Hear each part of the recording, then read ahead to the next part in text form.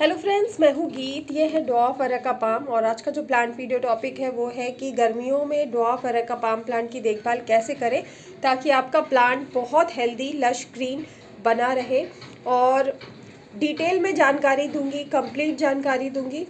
तो चलिए स्टार्ट करती हूँ वीडियो। सबसे पहले मैं आप लोगों को अपना ड्वार्फ एरेका पाम दिखाती हूँ फ्रेंड्स। ये देखिए, इसकी बहुत सारी वैरायटीज़ होती हैं और ये बेहद खूबसूरत ऑर्नामेंटल प्लांट होने के साथ साथ बहुत ही अच्छे एयर प्यूरिफाइंग प्लांट्स भी होते हैं। यानी कि ये हवा को बहुत बेहतरीन तरीके से शुद्ध बनाते हैं, प्यूरिफाई करते हैं, साफ़ करते हैं। ये देखिए फ्रेंड्स, ये मेरा जो प्लांट है ये इतना बड़ा है और इसको इस तरह के सेरेमिक पॉट में मैंने लगाया हुआ है। तो ये जो प्लांट है, जब आप नया नया लेकर आते हैं तो सबसे पहले ये ध्यान रखें कि नए पौधे को लाते के साथ किसी भी पॉट में, किसी भी प्लांटर में इसको रिपोर्टिंग ना करें। इसकी कम से कम 7 से 8 दिन तक इसको शेडेड एरिया, जैसे कि जहाँ पे छाया रहती है, वहाँ पे इस पौधे को रखें। और 7-8 दिन के बाद जब इसको निकालते हैं आप रिपोर्टिंग करने के लिए, तो सबसे इसकी जो प्लांट की जो ग्रोथ होती है वो सबसे अच्छी जो होती है वो मिट्टी के गमले में या सीमेंट के गमले में होती है। हालांकि आप इसको सेरेमिक पॉट्स में भी लगाएं तो ये बहुत अच्छी तरह से ग्रो होते हैं, लेकिन जब सेरेमिक पॉट में आप लगाएंगे तो आपको बहुत ज़्यादा ध्यान देना पड़ेगा कुछ बातों का, जो मैं बताऊँगी आगे आप लोगों को प्लांट वीडियो में।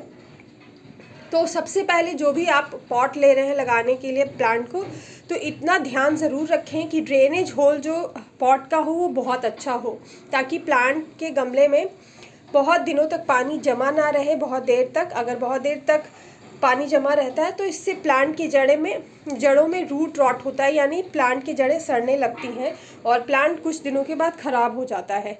तो सबसे पहला ध्यान यही रखें कि ड्रेनेज होल अच्छे से बनाएं। दूसरा जो इम्पॉर्टेंट बात है इस प्लांट की हेल्दी ग्रोथ के लिए वो है फ्रेंड्स कि आप जब इसकी सॉइल मिक्स लेते हैं तो एक हिस्सा मिट्टी लें, उसमें एक हिस्सा आप रेत, जिसको सैंड भी बोलते हैं, वो आप मिला लें उसमें। उसके साथ एक हिस्सा वर्मी कंपोस्ट या गोबर की खाद, जो भी खाद आपके पास अवेलेबल है वो इसमें मिलाएं।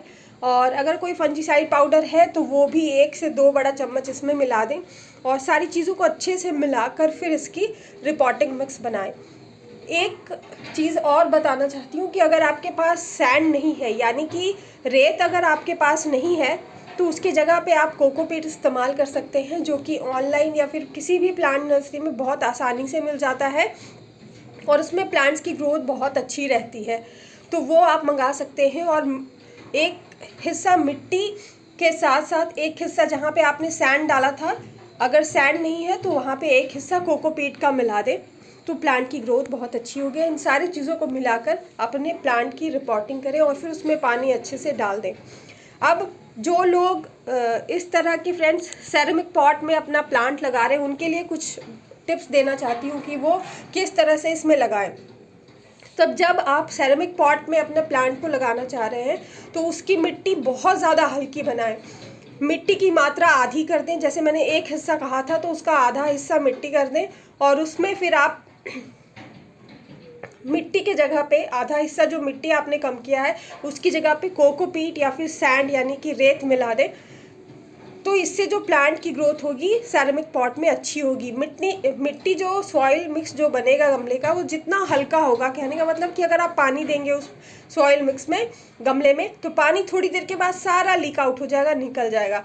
इससे होता ये है कि प्लांट की जड़ों में बहुत देर तक पानी नहीं रहेगा। नमी ज़्यादा देर तक ना रहने की वजह से जड़ों में रूट रॉट नहीं होगा, प्लांट की जड़ें सड़ेंगी नहीं, फंगल इन्फेक्शन नहीं होगा आपके प्लांट में और आपका प्लांट हेल्दी रहेगा। तो इस तरह से आप इसकी सॉइल मिक्स सेरेमिक पॉट्स के लिए बना सकते हैं। दूसरा कि जब आप इसको लगा लेते हैं तो 4-5 दिनों तक कम से कम इसको धूप में ना रखें, क्योंकि एक इंडोर प्लांट है तो इसको धूप की ज़रूरत तो होती है लेकिन कम होती है। जैसे आप घर के अंदर अगर इस प्लांट को रखना चाहते हैं तो वीक में आप एक बार गर्मियों में 2 से 3 घंटे की इसको हल्की धूप सुबह की दिखा दें, वो इसके लिए सफिशिएंट है, इसकी ग्रोथ अच्छी होगी। दूसरा कि जब आप सेरेमिक पॉट में लगा रहे हैं इस प्लांट को, तो इस प्लांट को धूप कोशिश करें कि ज़रूर दिखाएं, तो इससे भी प्लांट की जो ग्रोथ होगी सेरेमिक पॉट में वो अच्छी होगी। क्योंकि धूप जब प्लांट को मिलता है तो उसकी ग्रोथ अच्छी होती है और मॉइस्चर जो प्लांट में बना होता है वो सूख जाता है। जिसकी वजह से कीड़े मकोड़े नहीं आते हैं पौधों में। और अगर आप सेरेमिक पॉट्स में लगाते हैं तो कोशिश करें कि गमले में एक बार जब पानी देते हैं तो दोबारा तभी दें जब उसकी मिट्टी पूरी तरह से सूख जाए। गर्मियों में वैसे मिट्टी बहुत जल्दी सूख जाती है, 2-3 दिन में आप देखेंगे सेरेमिक पॉट्स में भी मिट्टी सूख जाती है, लेकिन आप कोशिश करें कि मिट्टी पूरी तरह से, आप जितनी ज़्यादा मिट्टी को अंदर तक चेक कर सकते हैं पहले चेक कर लें। उसके बाद अगर मिट्टी सूख गई है तभी पानी दें। बहुत ज़्यादा पानी ना दें सेरेमिक पॉट में, नहीं तो आपका प्लांट पक्का ख़राब हो जाएगा। तो ओवर वाटरिंग की वजह से प्लांट ख़राब होते हैं, तो इतना तो आपको ज़रूर ध्यान देना चाहिए जब आप सेरेमिक पॉट में अपने प्लांट को लगाते हैं। अब बात करूं कि जब आपने प्लांट को लगा दिया तो आप 4-5 दिन के बाद अपने पौधे को धूप में रख दें कुछ घंटों के लिए। जैसे सुबह की हल्की धूप, कड़ी धूप से तो बिल्कुल इस पौधे को बचाए, नहीं तो बहुत ज़्यादा कड़ी धूप इस पौधे को मिलेगी तो इसकी जो प्लांट की पत्तियां बिल्कुल ख़राब होने लगेंगी, जलने लगेंगी। इसीलिए इसको कड़ी धूप में ना रखें, सुबह की 3-4 घंटे की धूप दिखा दे तो इसकी ग्रोथ बहुत अच्छी रहेगी आपके प्लांट की। अब इसमें फर्टिलाइज़र जब रिपोर्टिंग करते हैं तो 1 महीने के बाद इसमें दिया करें। फर्टिलाइज़र के रूप में आप वर्मी कंपोस्ट मिट्टी में ऐड कर सकते हैं। साथ में फंगल इन्फेक्शन ना हो तो कोई अच्छा सा फंजीसाइड पाउडर एक चम्मच डाल दें। साथ में आप इसकी मिट्टी में अगर आपका जो सेरेमिक पॉट है वो बहुत ज़्यादा बड़ा है या फिर गमला आपका 20 इंच का है तो उसमें 25 से 30 दाने आप DAP के डाल दें और महीने में एक ही बार ये काम करें। और जड़ के इस तरह से जड़ के पास यहाँ पे जो आप फर्टिलाइज़र देते हैं खास तौर से केमिकल DAP वगैरह, तो यहाँ पे ना दें, वो रिम के हिसाब से चारों तरफ इस तरह से वो दानों को डाल दें। उसके बाद आप इसकी गुड़ाई कर दें या फिर आप गुड़ाई करके उसके बाद उसमें डालें, फिर उसको चारों तरफ से मिट्टी ऊपर से डाल दें DAP के ऊपर। और फिर आप वर्मी कंपोस्ट आपने दिया है वो भी दे सकते हैं, एक साथ दोनों को मिलाकर 1 बड़ा चम्मच इसमें एप्सम सॉल्ट का ज़रूर मिलाएं जब रिपोर्टिंग करते हैं तो। और 1 महीने के बाद फिर से इसकी जड़ों में आप एप्सम सॉल्ट डाल सकते हैं या फिर एक बहुत अच्छा फर्टिलाइज़र आप लोगों को बता रही हूँ, 1 लीटर पानी में NPK 1 बड़ा चम्मच आप डालें और साथ में 1 चम्मच एप्सम सॉल्ट डालें। दोनों को अच्छे से मिक्स करके पूरे पत्ते पे ऊपर नीचे आगे पीछे इसके डालें, तो इससे जो प्लांट है एकदम लश ग्रीन बन जाएगा। आपका प्लांट ख़राब नहीं होगा और प्लांट बहुत हेल्दी ग्रोथ करता रहेगा। इसके साथ ये जो आप सोल्यूशन डालेंगे वो महीने में आप गर्मियों में 2 बार डाल सकते हैं और बहुत ज़्यादा उसका क्वांटिटी ना लें, सिर्फ 1 चम्मच 1 लीटर पानी के लिए दोनों, 1 चम्मच एप्सम सॉल्ट और 1 चम्मच NPK लें 1 से 1.5 लीटर पानी में और दोनों को मिलाकर सोल्यूशन को डालें। बाकी बचा पानी जो है इसकी जड़ों में डालें। वाटरिंग की बात करूं तो गर्मियों में मिट्टी पूरी सूख जाती है पूरी तरह से, तभी इसमें पानी डालें इसके गमले में। सीमेंट के गमले में भी आप पानी डालें तो मिट्टी जब सूखने लगती है तभी डालें, लेकिन इतना ध्यान रखें कि मिट्टी को पूरी तरह से सूखने नहीं दें। अगर मिट्टी सूख जाएगी पूरी तरह से तो इसका जो एजेस होती है, इसकी किनारियाँ जो होती हैं वो ब्राउन होना शुरू हो जाएंगी, तो आपका जो प्लांट है वो ख़राब भी हो सकता है। पत्तियां बिल्कुल ब्राउन होने लगेंगी। बहुत ज़्यादा पानी इसीलिए नहीं दे, बैलेंस वे में दे, धूप ज़रूर दिखाएं, फर्टिलाइज़र टाइमली डालें।